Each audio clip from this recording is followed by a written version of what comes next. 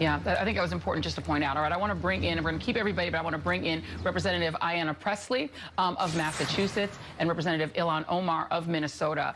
And she is also the author of This Is What America Looks Like. And I want to go first to Representative Omar, because this is your community. I want to start on that piece because the protests have a legitimate cause. The killing of George Floyd is, I don't think anyone can possibly defend the activity, the actions, right? There still have been 3 men who have not been arrested, 3 former police officers. But the actions of police yesterday, in your view, do you believe that they were excessive? The way that protesters were treated, journalists were treated, just people who were marching or who were out were treated? Yes, I mean, I really do believe what many of the people in our community have reported, including your own reporters who covered what took place last night.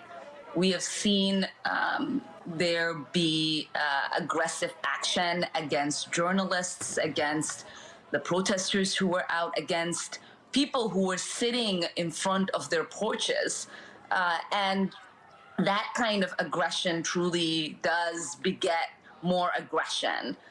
What we need right now is for there to be real understanding of the kind of pain and hurt that people are in, and to know that there are people in our communities who are exploiting our pain.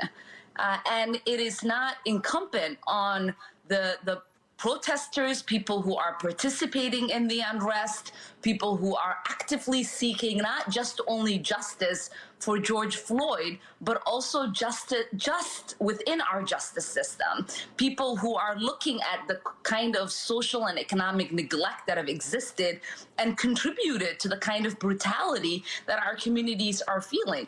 Of course, we have been under siege the last couple of nights where people are setting fires to businesses we've worked so hard to build, but we also feel under siege when we see the kind of militarized police that have arrived in our communities, when we are seeing the National Guard coming in with tanks. There is just so much hurt in our communities, and there has to be truly something between massive force and aggression that will brutalize and terrorize our communities, and having people set fires to buildings that will continue to endanger the lives of our communities. Yeah, indeed. And, Congressman Pressley, the 2 things need to happen is that, there's a conversation that's being had about policing broadly, nationally. This isn't something that just happens, obviously, in Minneapolis. It's around the country. We have cases in Georgia and everywhere. Is there momentum based on the unrest that we're seeing in the legitimate unrest that we're seeing around the country toward a national solution for police reform? Because obviously it's not just about the treatment of individual people who are under arrest, but now the treatment of people that are marching, people that are exercising their First Amendment rights. Is there a conversation that's begun about national police reform? Absolutely, Joy. I find these days, especially, I'm revisiting Baldwin a great deal. And, he reminded us that not everything that is faced can be changed, but nothing can be changed until it is faced. The Congressional Black Caucus is often referred to as the conscience of the Congress. In this moment, I think the Congress must act as the conscience for our nation, which is why myself and Representative Omar have introduced a resolution denouncing police brutality, racial profiling, and excessive force. Congressional intent is powerful. We have used congressional resolutions in the past to assert and to affirm a values frame when it comes to foreign policy, and we must do the same now in this moment when it comes to racial justice by denouncing police brutality, racial profiling, and excessive force.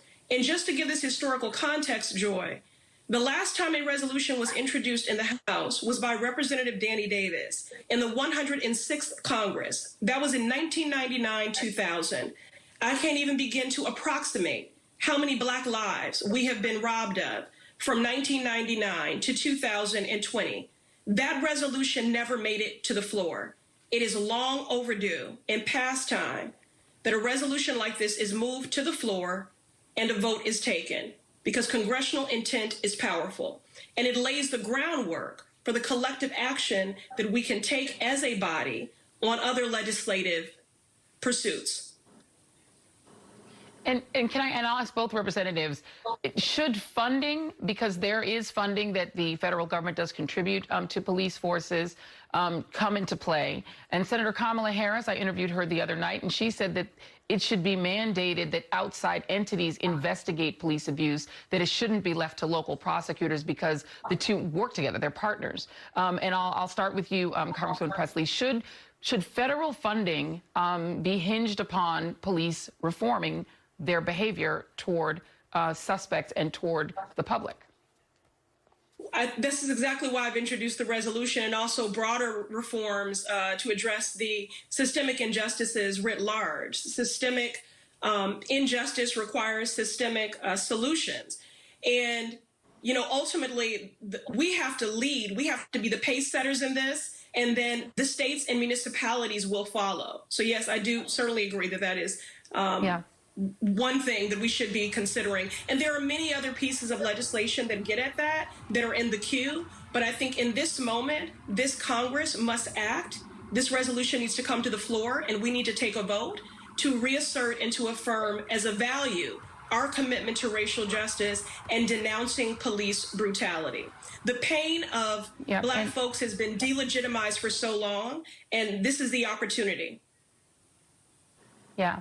And, you know, Congresswoman Omar, you know, you having come to this country, you know, as an immigrant, you know, I think about what police forces look like around the world. When Americans look at police forces in other countries that we, you know, consider sending monitors to for their elections, et cetera, you know, and then you look at our police force acting against American citizens, and you don't see as much difference as you'd want to see. We'll put it that way.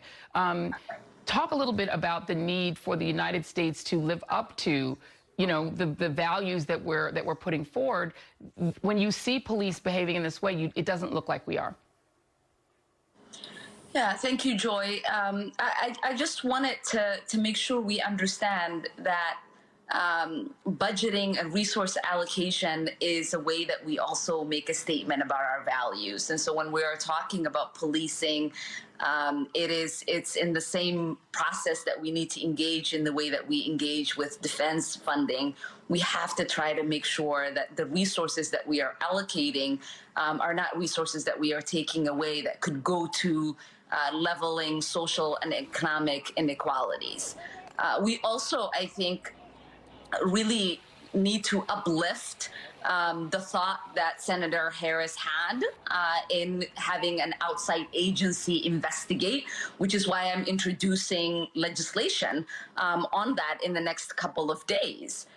Truly, it's been heartbreaking and disappointing to see the President of the United States say that we have aggressive dogs and weapons that could be unleashed on citizens, because every single time we see that happen in other parts of the world, we condemn it. We talk about how that is a violation of human rights. We talk about how that is a violation in the ways in which heads of state are supposed to interact with their citizens. We talk about how important it is for us to allow for dissent to take place in democracies, and that is the bedrock of what it means to live in a democratic society. So we now find ourselves as a country that is working really hard to crush dissent, that is doing everything that they can to try to make sure people don't have the ability to say, this is not working for me, enough is enough, and we need actual change to take place. Because we're not only talking about getting rid of police brutality, we're also talking about reimagining what policing looks like in our communities. We're looking at reforming our criminal justice system. We're looking at getting rid of the social and economic neglect. And none of those things are going Yeah. to happen by telling Indeed. people to come down Congresswoman, and go home, because we need to have progress.